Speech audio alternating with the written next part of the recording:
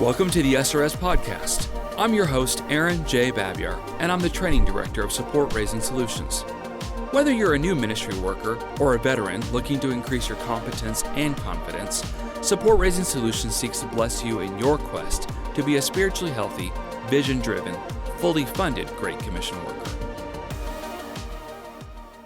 My guest today is Kevin Stanfield, and I've invited Kevin on for really just a really frank conversation. And it's to step into a tension that regards people raising support that might not be from a place that has a history of it. They might not be from a place that has much material finances. They might not be from a place that has the local church being involved in any way in supporting missionaries, and yet that person wants to go into missions. That person's feeling like God is calling them to kingdom work. There's a difficulty there, and so Kevin spends more time in a place like that than about anybody I know. He also happens to be one of my longest friends. Actually, he probably is my longest, closest friend that I still really communicate with on a regular basis for certain. And so really, we're just kind of taking a chance here. So first of all, Kevin, I don't know how this is going to go, but welcome. Yeah, thanks. No, I don't know how it's going to go either, but I'll do my best. Yeah. So let's set the table. First of all, Kevin, I know this is true of you, and I pray it's true of myself. We're not color blind, but we do see people of all nations, of all colors, from all languages as completely equal and beloved in the eyes of God, correct? That's right. Absolutely. 100%. And yet we also know that not everybody's called to go into kingdom work, full-time kingdom work at that. But when people are called, that's not necessarily just people from a Western context or Americans or the middle class or the upper class, and yet a lot of people are struggling with that idea, right? Oh yeah, it's. I think that's maybe a common thing you might struggle with, and why we might call it a lie. We're believing something that's not true, and it's almost, it's keeping us down. So I think I first experienced this. I've experienced more than once, but I think the first time someone kind of put it to me, they didn't do so gracefully, and it was kind of an attack. And they basically tried to say, missions is just for, because they know I happen to be, a middle-class white American. That's where they attacked, and they say, so missions is just for middle-class white Americans, right? And I was like, well, no. And they're like, well, then how are they supposed to go to the field? And did the whole spin around and walk away from me, drop the microphone kind of thing. And I've learned over the years, when people kind of go at you to listen and try and hear what is it they're trying to say. And in my context, what I think I heard that person trying to say, not very gracefully, but trying to say, hey, what about mobilizing others who aren't from your unique context? That's impossible. That's what they were trying to say. And of course, I didn't want to say that that's impossible, but I did want to go, why do they feel that way? Why do they think that? And I don't know. I got some thoughts on it, but let me ask you first of all. Why do people feel that way? Why do they think that? Let's acknowledge the elephant in the room, so to speak. Yeah. Obviously, that's a real tough question. And working in South Africa the last 15 years, I've learned so much. And I love to tell people that, we moved to South Africa thinking we were going to do all these amazing things and we're going to be world changers. Africa has given us so much more than we've given. We've received so much more. One of the things that I've really learned about working with people that are in poverty is just what that looks like practically. If we think in terms of a support raising context, it's so much easier for me as an American. My parents support us in missions. Some of my relatives support us. My grandparents, when they were alive, supported us. Our church supports us. Most of my African brothers and sisters, and this I think is also true in Asia and other places, their parents don't support them, they are expected to support their parents. Their parents, unfortunately, they're not able to save up retirement. Their retirement is their children. And so there's just a lot of extra pressures on specifically my African brothers and sisters here who want to go full-time in missions, a lot of extra pressures and challenges. And I think what I'm trying to say is I now understand. Of course, I don't fully understand, but I appreciate that. And I'm aware that, they've got some extra challenges that they have, some extra hurdles perhaps that they have to cross. But it doesn't mean that it's not possible, because we serve a God who can do anything. And one of the beautiful things I've seen in YWAM, we like to joke about how you can just show up to YWAM with nothing in your pocket. And it's very much a living on faith and, one step at a time, letting God lead you and guide you, which are wonderful things. So many of my African brothers and sisters who are now full-time in YWAM, they don't have a monthly support. And just the challenge, the tension of that, money triggers people, for sure. So for our listeners that may not have heard your other episodes, and there have been, I know episode 31 and then one more recently that tells a lot more about your story. I would encourage them to go check that out for reference first of all, but for those that might not do that, or perhaps somebody else sent them this conversation, give some quick context. When you say about where you work in the world, you're in South Africa, give people just the very quick snapshot about where that is and what that is, as well as just tell the very short version of how you went from crazy underfunded to fully funded. Yeah, summarize that in 30 seconds, Kevin. Go ahead. Really? That's a lot to summarize. Yeah, South Africa is a beautiful country. It has huge challenges, as most countries do. It has the greatest economic disparity in the world, between the haves and the have-nots. Other places, they might keep, their wealthier neighborhoods separate from their poorer neighborhoods. In South Africa, they're right across the street from each other. On one side of the street, you have a shack, and the other side of the street, you have a 5-bedroom, beautiful house. And so those are some serious challenges. Coming into that community, walking in that, my wife and I, we really wanted to identify ourselves. We wanted to be incarnational with our African brothers and sisters. And while, of course, we could never do that fully just from perhaps the resources that we brought with us and come from, in our hearts, we really wanted to try to live more simple and walk, as much as we could in a similar way to how they were walking. What happened to us over the years is it, unfortunately, as it's happened to many of our friends who are long-termers, after you've been in missions for 10, 15 years, you lose a lot of your initial support team for various reasons. Some of our dear supporters passed away. Some of them reached such an age in retirement where they weren't able to keep supporting. Our supporting church split, and so they weren't able to keep going. Lots of challenges happen. And you start to really get discouraged. And then when you're in a community where everybody's discouraged, it really, it starts to kind of, we talked about lies at the beginning of this. I would say I began to believe some lies that, maybe God doesn't provide this way anymore. Not just for, people in South Africa, but even for Westerners, maybe for Americans. Maybe that's an old model, and what we really need to be doing is working on the side. So when you're doing your actual work, tell us just a little bit about Masi. Yeah, we work in a precious community. In South Africa, it's been referred to as a township. It's kind of a shanty town slum community with about 50,000 people. Most people living in shacks. Most of the community are day laborers. Extreme poverty, 85% unemployment, real challenges with HIV, 40, 50% HIV based on what statistics you're looking at. TB is just really high.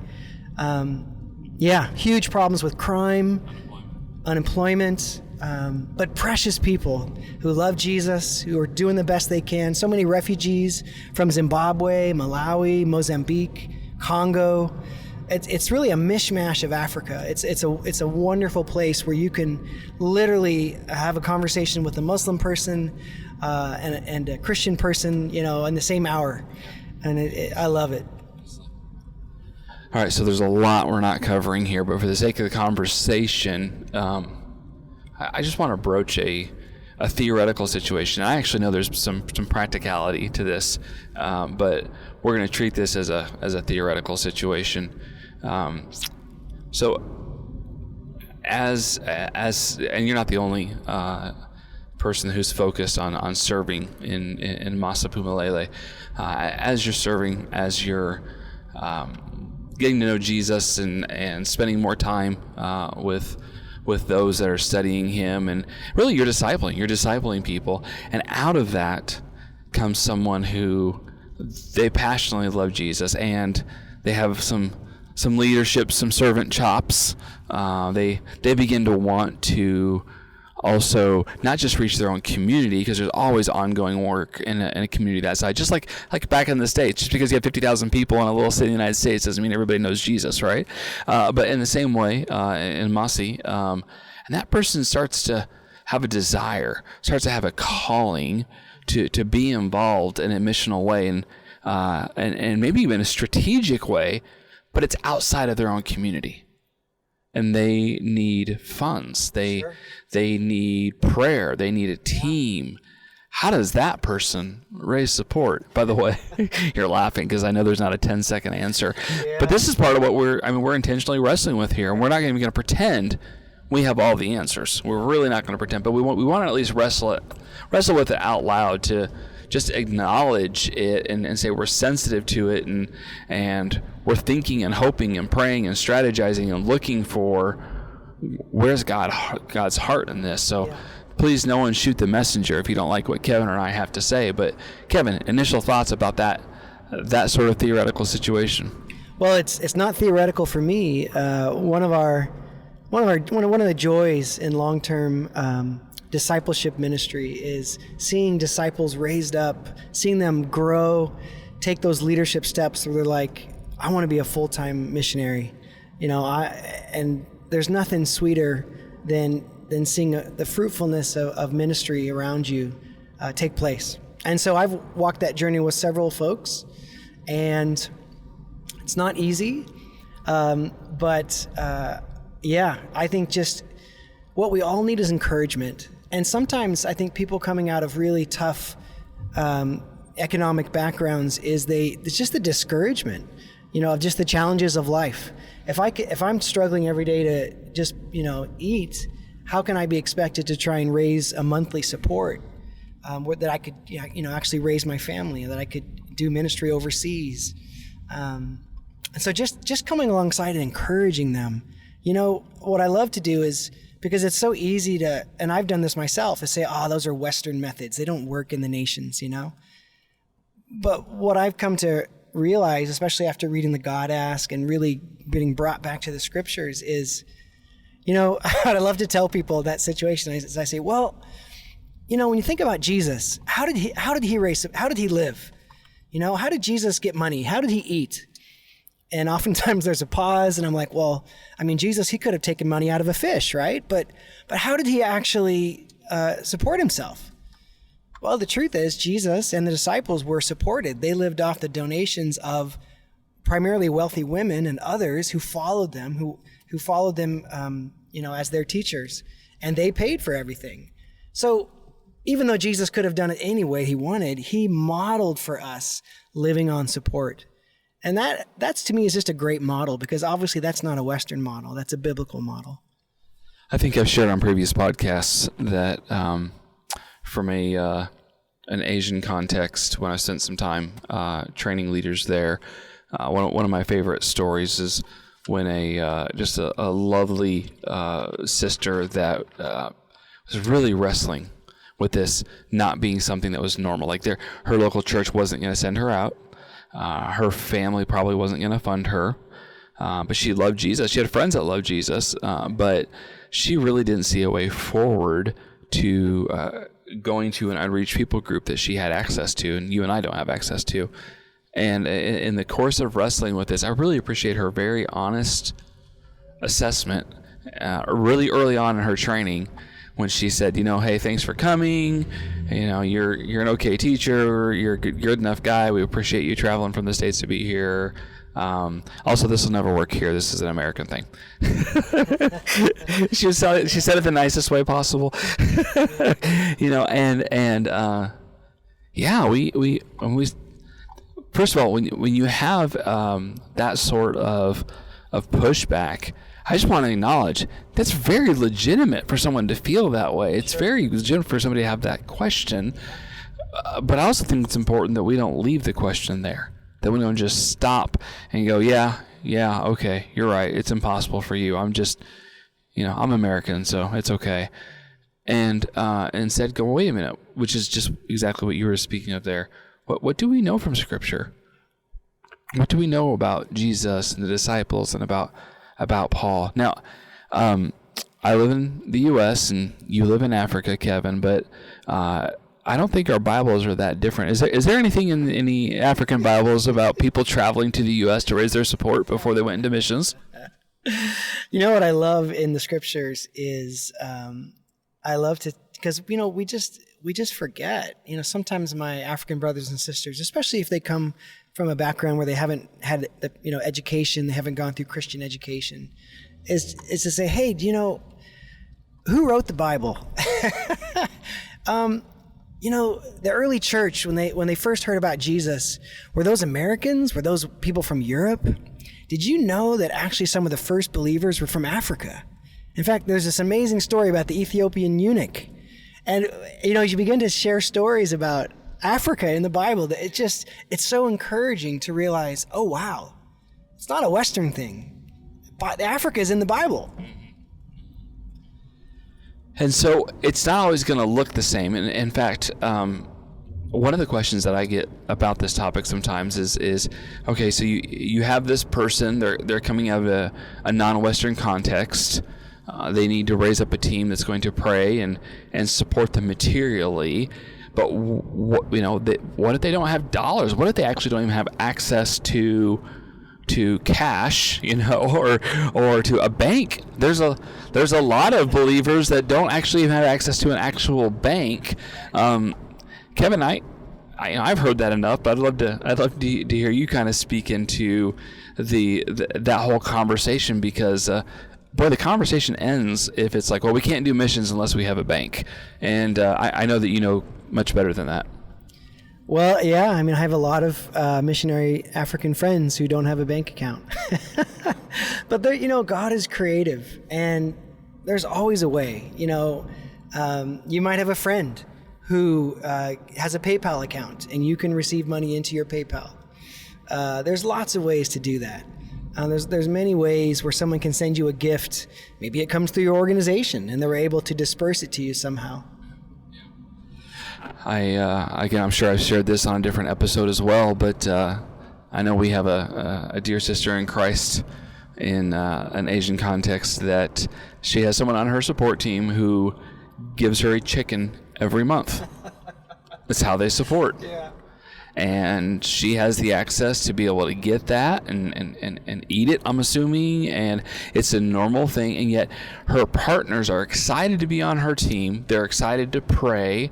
I don't think they live all that far from the unreached people group that she's ministering to, and they're thrilled. They're thrilled they get to play a role in what she's doing for the kingdom. So we're not line by line going through all the different difficulties that can come with, economic disparity or whatever you want to call it. There's so much to all that, but we are acknowledging, hey, yeah, there might be some tensions there, and there might be some things to think through. And one of them, though, that we haven't really discussed yet is along the lines of, and this is just true for Westerners as well, but they don't know anybody. Like, they're coming out of a context where they don't know anybody. Sure. That's really following Christ, that really has a clarity of being senders. Yeah. Wow, that's a difficult one. What are some of your thoughts around that? Yeah, it's difficult. I have a few thoughts on that. What my experience has been is that, in our mission agency, we're multicultural. We're there's about 200 staff in kind of our hub in Cape Town, and people who are just getting started out, especially they might come from a township they have no resources to draw from. Many of their family members aren't even alive any longer. Well, we encourage radical generosity to one another. And part of what we've seen God do again and again is actually provide for them through our community, through our brothers and sisters who are already missionaries. So missionaries supporting other missionaries. That's one possibility. What it might look like, for instance, I talked about how I might have a former disciple who wants to be a leader. I might provide some encouragement and coaching, and I would just expect that if I could, I would love to support that missionary, and so it might start with me, and then it might start with, who do I know? Sometimes I can actually bring referrals because I know people who would want to support someone coming from Maspumalele. Yeah. In fact, in a different conversation that we were having a day or two ago, we talked about, what would it look like when we're talking about supporting someone who's even from a place, we'll just say a harder place, of being careful to not make that too Western dependent, and perhaps even thinking through ways of strategically encouraging them to invite anybody to join their team, but helping them to not see as, okay, the only way you can get funded is if you got the Americans. And I'm American and I love America, but the reality is the Great Commission is going to go really, really slow if we're dependent on just Americans. And I'm not talking about the finances in that. I'm talking about the heart of the church. The church is not anything to do with any national borders. And one of the things that can be lost in the process of engaging with the church on a local level in non-Western context is encouraging the growth and the maturity of the church, of having the hope and the involvement in the Great Commission and being a part of being kingdom builders. And that just doesn't happen real quickly, does it? No, it doesn't. Some of these challenges that we're talking about, there are no easy answers, and I'm just very aware of the challenge. If someone is coming from, it's one of my African brothers and sisters coming from the nations, I'm amazed at their faith, that they're not giving up, that they have the courage, like you said, to try and take steps of support raising when they don't know anybody. And even they're, realizing, but my friends, my family, they don't have any money. How can I ask them to give something? But I was just thinking about that story in Scripture about the widow's mite, and just that story that Jesus points out, where the widow who had nothing, and she just gave a little bit. How God honored that, because he saw that she was giving everything. Well, she gave what seemed like a little bit, but it was actually all she had. And I have seen, as far as, let's say, Africans supporting Africans, I've seen incredible generosity where one of my friends might give everything he has to someone else for a specific need. And that just blows me away. It's important now and then that we mention that we have a resource available to those who help train and coach others that are raising support. The SRS network really isn't for everyone, but it is for those who are seeking to shape direction, build infrastructure, elevate training, and multiply coaching in their ministry culture. We can provide individual or organizational access to other support-raising resources in order to help you help others who are within your ministry. Learn more at supportraisingsolutions.org/network. The definition of being fully funded, at least according to SRS, is to have enough that your family and ministry can thrive. Now that's going to be different in different contexts. I have a few different friends that live in San Francisco. It's one of the most expensive places in the world to live. It is, I believe, the most expensive place in the United States. God didn't call them to not live there. They're not missionaries, but it's not like they need to move away from there. They have jobs. They're able to do what they're doing. But someone coming out of or ministering to in that context in a faith-based way, they're simply like just their rent, right? It's just going to cost more. It is what it is. I have other friends that live in places where the cost of living is very low. That some might argue that Arkansas is that way. It's not. There are places. It's not. But there are places. Yeah, the point that SRS is always encouraging is that people be spiritually healthy first, then vision driven, then fully funded, and that is an all people's sort of vision. That is open to all. That is the sort of thing that it crosses over all sorts of boundaries and things that we can put up. But that doesn't mean that the path forward on raising support and even defining in certain contexts, defining what does fully funded, what does that mean? I think that's some legwork. Yeah. That's some legwork. In fact, I heard a while back, and you might not even remember this. This was several years ago, but and I don't know who this person was. I'm not even sure what organization they were in, and I wouldn't say it if I knew. But I heard about a person that was coming out of a rather, we'll just say, a poorer context than yours and mine, and they just got enough money to get a plane ticket and go to this city on the other side of the world. And now they were ready to be a missionary, or so they thought. But they had no plan beyond that. Like, they didn't have money for a toothbrush. They had money for a sandwich. Sure. There wasn't a team. There was no, of course, I think through things naturally as an American, through strategic plan and all that kind of stuff. Like, they didn't have all that. And I'll be honest, there's a big part of me, Kevin, that goes, they never should have got on that plane. What were they thinking? What was the leaders that encouraged them to take that step of faith? What were they thinking?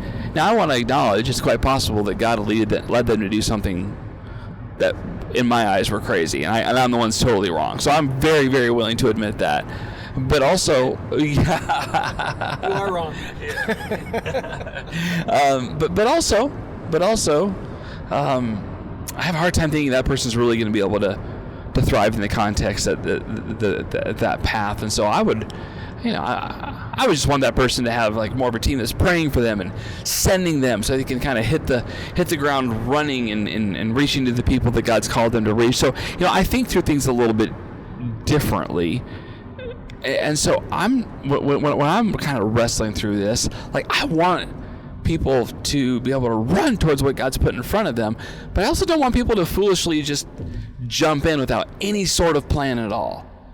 So what are your thoughts on that? And you can call me crazy, or you can kind of push back a little bit. Again, for the listeners that have never heard from Kevin and I before, we've known each other nearly 30 years, and he spends a lot of time trying to correct me. So anyway, yeah, what are your thoughts on that, Kevin? Well, yeah, I mean, I think different cultures have different perspectives on what planning looks like, what strategic looks like, and different organizations, of course, look at it differently. Sure. In my organization, YWAM, we, we like to joke that we're the tip of the spear, meaning that, if God's calling us somewhere, we just get on a plane and go. And then we sort out the details later. Yeah.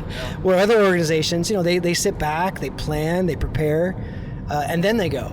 Yeah. And I kind of feel like both are good, both are valid, but of course, everything needs to be prayerfully done, actually asking the Lord, how do I do this? If God leads you to go right now, go right now. But don't just plan to go right now, because that just feels like that's what you want to do, that feels normal. It's really that prayerful, Lord, what are you calling me to do? And then this is where I do agree, if you're from different cultures and nations where maybe, it's good to have, what do they say, a community of witnesses. It's good to have fellowship, people that'll walk alongside you. Sometimes it's different perspectives that help us grow.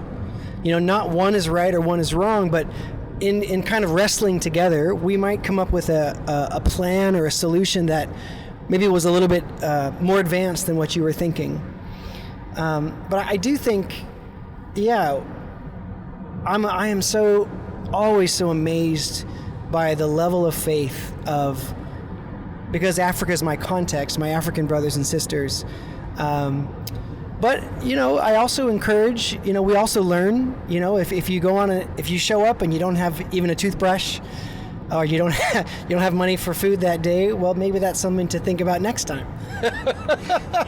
And so You'll be thinking about it a lot today, that's for sure. Yeah, there's always things to grow in. A lot of my focus and my kind of day-to-day teaching and discipling and coaching has been in more of a non-Western context. So, Aaron and I, you're different. You're just naturally a planner, and you're a high strategic guy, and I'm a go with the flow person. It's pretty incredible that we're friends, all things being said. So, there's grace for both of us. Yeah. I think, but yes, there's always encouragement that you actually don't want to. There's actually some great examples, even with Jesus with the disciples. He's telling them, just go, don't take your stuff with you. Just go, and whoever there's an open door, that's where you're supposed to be. If there's not grace there, then move on. But you could kind of argue, well, they didn't take much with them. Jesus told them not to take much with them.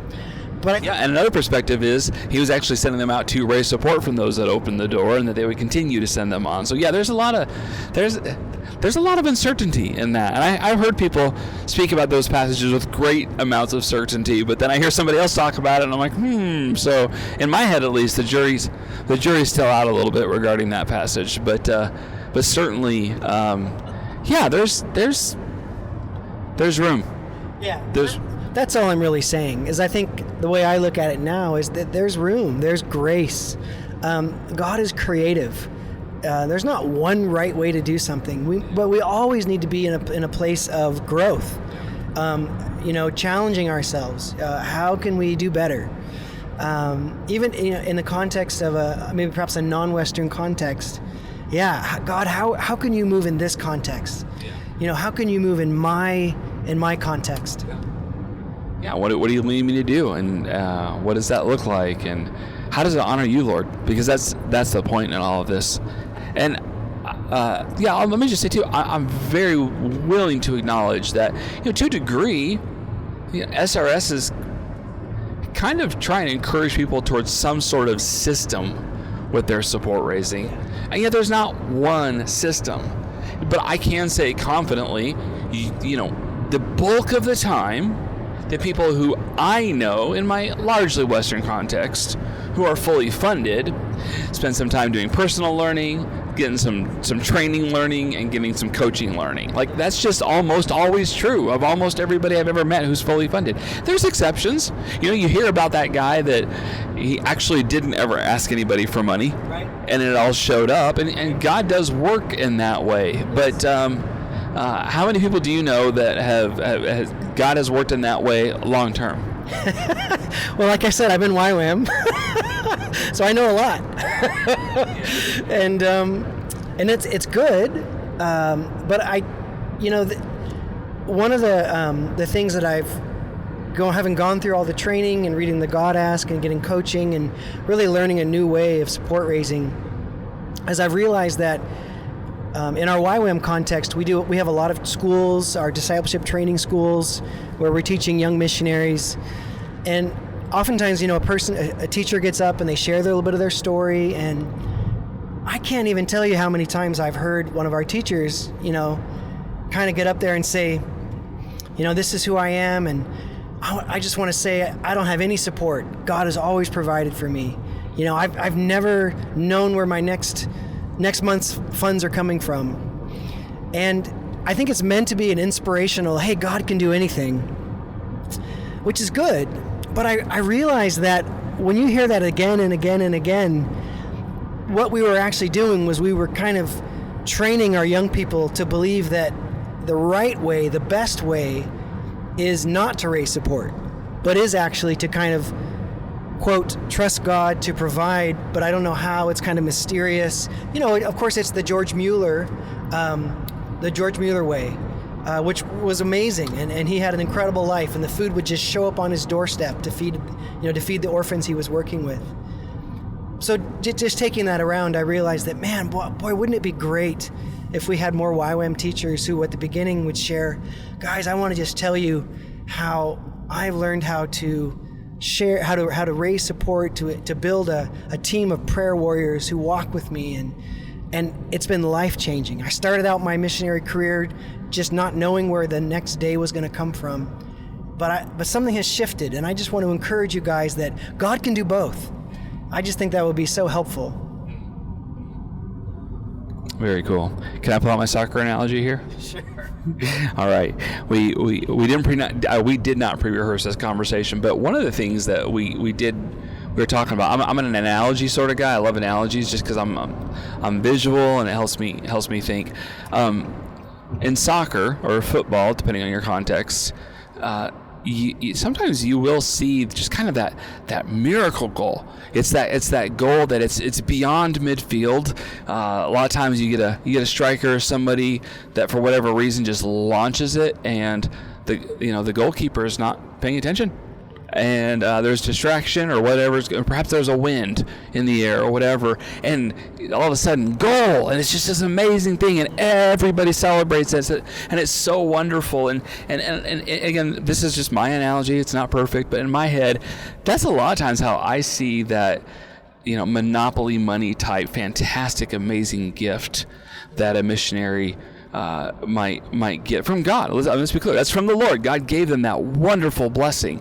And so I'm not disparaging of that gift. I think it's great when it happens. And I think I kind of had one of those this last year, just like an unforeseen thing that really helped. But with that being said, when soccer teams get together and they go to practice or what do they call it in this context? Football match. A football match. Yeah, they get ready for the match and they do training and their practice, whatever you the term you put on it. They're not practicing trying to hit that beyond midfield goal. They're working together. There's a team. A lot of the targets on the net are they're within a more manageable range, and that's where I don't know the percentages, but I think it's safe to say beyond 99% of the goals come from inside of midfield. And so I don't know, that might be a helpful analogy for some people. Others are just judging me for my lack of football/soccer ability to struggle with the language. I'm a baseball guy. I'm a basketball guy. Anyway, and so I think that's something that that even comes back into when we're talking about people of all colors, all tribes, all nations that are called to some sort of leadership, some support-raising leadership, to realize, hey, there's still more to be written as far as how to do that and how to help people raise and live off support so they can fully focus on that which God has put in front of them. It's plenty hard for Americans. By the way, I'm going to remind you, I know you've lived in Africa for years now. You are a white male American. Thank you for reminding me. Yes. But it's hard for you to raise and live off support. And so, of course, it would be for all of our brothers and sisters, regardless of their context. It's never going to be easy, I don't think, for the bulk of people. And even George Mueller told everybody he knew that he didn't raise support. And some have suggested that was his way of raising support, was by telling everybody that he doesn't raise support.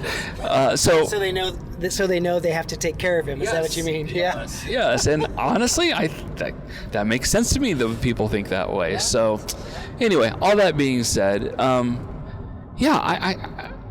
appreciate even just the frank discussion and conversation. You and I don't often. We are close friends. We love each other dearly, but also we don't always line up and think the same way on things. I think that's part of the reason that we enjoy each other. But this is something that I think is important, and I wanted to have this conversation with you because, you work almost daily in a township of 50,000 that they're among the poorest of the poor in the world, and if I don't hear you saying, well, these people can never do work for God. God can never call them into missions. God's never going to use them. They're poor South Americans. They're poor South Africans, and that's not what you're saying, is it? No, not at all. In fact, I'm saying the opposite. I'm sure I'm biased in this, but I just really feel like when the Lord sees someone, from the most marginalized person stepping out in faith to serve him with everything they have, I think that just gives gives the Lord so much delight. I think God almost delights in that even more, because it takes so much faith to come out, for a marginalized person to come out of that. And I just think there's so much hope. I would just encourage you, if you're listening and you're from that kind of a background,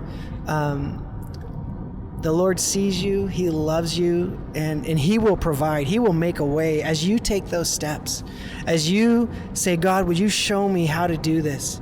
How can I invite people to be part of my prayer team, my support team? Man, there's hope. You can do it. And I want to just kind of more speak to those who are perhaps organizational leaders or coaches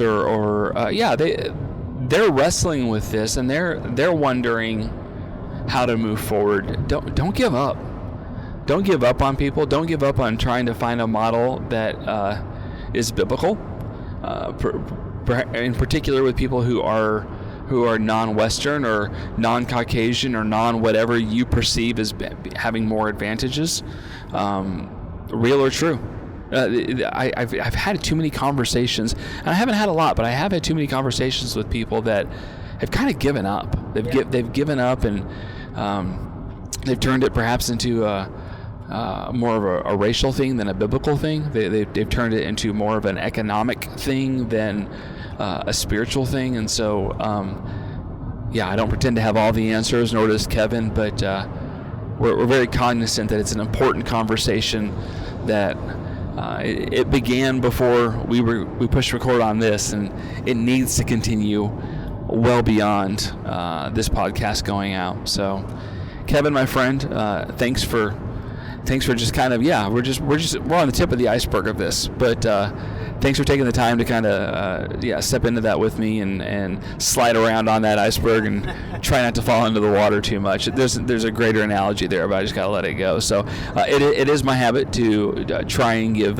my guests the final word. So I'm gonna defer to you before we sign off today. I think I would just say on this topic that I think this is something on the Lord's heart, that this is something that would be so vital. That my African brothers have so much more capacity to reach African people than I do. And so, of course, the Lord wants them to get funded so that they can do the work of the ministry. And I just have so much hope that the Lord is going to keep showing us ways to do that. Ways for the nations to raise funds, even if they come out of difficult cultural systems where that's so outside the norm. I know this is on God's heart, and I don't have all the answers, but I'm so expectant to see how He's going to lead us towards that goal. Thanks, Kevin. Yeah, thanks, Aaron. It's always good to be here. Thanks for joining us for this episode. We would love to hear your ideas for future content. Please visit supportraisinSolutions.org/feedback to share your thoughts and questions. Also, wherever you download your podcast from, be sure to subscribe for future episodes and come back each week to gain more insight into the process of building and maintaining your personal support team.